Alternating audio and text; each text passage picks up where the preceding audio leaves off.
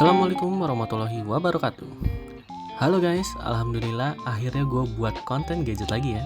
Sebelumnya cuma klip-klip taraan saja ya. Kalian bisa lihat di YouTube gue di bagian short ya. Oke, di sebelumnya kita udah review keyboard mechanical dari Fantech MaxSuite 78 ya. Sekarang kita review lagi keyboard mechanical merek lain dengan layout yang sama, yaitu 65% atau 65 keys, tetapi tanpa knop suara, yaitu keyboard merek Noir N1 yang cukup ringkas dan juga wireless.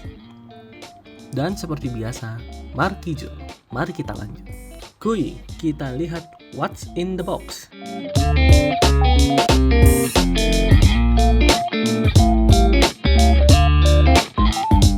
Pertama, kita akan mendapatkan satu unit keyboard Noir, satu kabel branded Type-C, satu dongle USB 2,4 GHz, keycaps dan switch puller, keycaps untuk MacBook user, satu buku manual, dan satu switch cadangan. Kenapa cuma satu, Noir?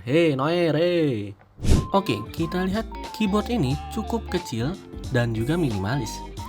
Desainnya juga ganteng dan terlihat bukan untuk game ya. Tetapi tenang aja, keyboard ini juga bisa untuk main game. Keyboard ini memiliki RGB yang bisa diatur lewat aplikasi Noir ataupun langsung lewat tombol keyboardnya. Nah, setelah melihat dalam boxnya, berikut hasil review saya tentang keyboard ini selama 1 bulan pemakaian. Lebih tepatnya lebih dari 1 bulan ya, 2-3 bulan. Pertama, mari kita bahas dari desain fisiknya terlebih dahulu. Secara fisik, keyboard ini menggunakan layout 65% yang cukup minimalis dan juga ringkas.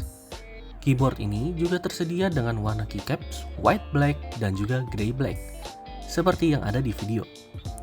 Saya pribadi lebih suka dengan warna grey black, abu-abu hitam, karena kalau warna putih itu suka takut kotor guys. Dan juga sangat cocok untuk ditaruh di kantor maupun di rumah. Desain keyboard ini juga memiliki RGB yang bisa dinyalakan ataupun dimatikan, sehingga bisa dalam mode kerja atau mode kalem, yaitu tanpa adanya lampu RGB yang sangat terang hingga menarik perhatian orang di kantor. Mari kita lanjut. Sudah bahas desain, mari kita lanjut ke konektivitas, di mana keyboard ini memiliki 3 macam konektivitas. Pertama dengan Bluetooth biasa dengan maksimal device sampai dengan 3 macam device, dan juga bisa dihubungkan ke tablet ataupun smartphone kalian. Yang kedua dengan USB dongle 2,4 GHz yang khusus ke komputer ataupun laptop. Yang terakhir ada mode kabel USB Type-C, di mana kalian bisa menggunakan kabel bawaan dari Noir ataupun kabel lainnya yang memiliki model Type-C. Mari kita lanjut. Kita bahas sedikit dengan switch. Switch yang diberikan dari Noir ada 3 macam warna, yaitu Gateron Red, Yellow, dan juga Brown, di mana tidak ada switch biru yang terkenal berisik. Hal ini membuat keyboard ini bisa dipakai di mana saja tanpa perlu merasa mengganggu orang sekitar. Walaupun hanya tersedia 3 macam switch keyboard ini bisa diganti dengan warna lain.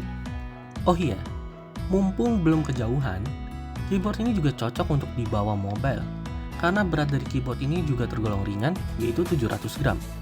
Selain itu, dengan layout 65% dan juga casing keyboard ini yang cukup tipis dan terbuat dari plastik, membuat keyboard ini masih cukup ringan untuk dibawa kemana-mana dan tidak memakan banyak tempat di tas kalian. Untuk kalian yang memang berniat menggunakan keyboard ini untuk mobile, ada baiknya kalian membeli sleeve khusus untuk keyboard ini supaya aman. Tadi kita sudah bahas kelebihannya. Sekarang kita bahas kekurangannya. Dari saya pribadi, ada beberapa kekurangan yang dimiliki keyboard ini. Pertama, tidak memiliki knop suara.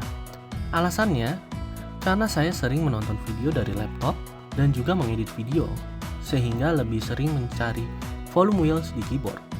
Kalau kalian bagaimana? Lebih suka dengan adanya knop volume wheel atau tidak? Buat kalian yang memiliki tangan besar seperti saya, wajib diingat, karena keyboard ini minimalis secara ukuran, maka jarak antara keycaps atau hurufnya cukup berdempetan, yang membuat kalian bisa sering terjadi typo saat mengetik. Bahkan, saat saya membuat konten ini, masih saja saya sering salah ketik karena ukuran dari keyboard ini. Untuk kalian yang bertangan imut, insya Allah tidak ada masalah saat menggunakan keyboard ini. Apalagi kalian yang terbiasa dengan layout keyboard 60%. Karena menurut saya pribadi, ukuran dari keyboard ini kurang lebih seperti keyboard dengan layout 60%. Sangat kecil. Kekurangan yang terakhir ada di baterai. Keyboard ini sudah bagus sekali dengan konektivitas yang cukup banyak dari saya pribadi. Akan tetapi, daya tahan baterai keyboard ini cukup pendek, yaitu 1-2 hari saja, dengan konektivitas Bluetooth.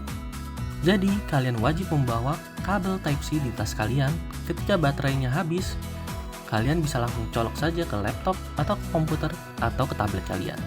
Kesimpulannya, walaupun dengan beberapa kekurangan yang saya sebutkan, keyboard ini masih sangat worth it untuk dibeli dan digunakan untuk bekerja, belajar, dan bermain game.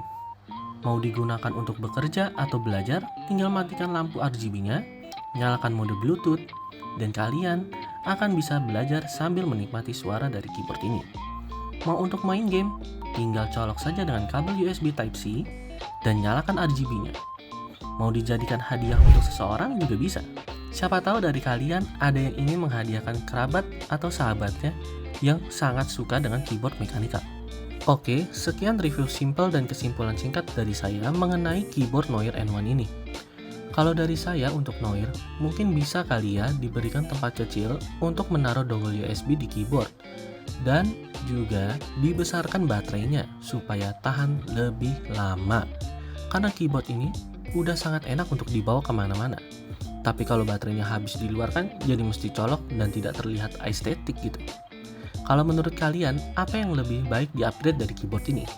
Coba tulis di kolom komentar di bawah. Gua Mamski, pamit dulu. Wassalamualaikum warahmatullahi wabarakatuh.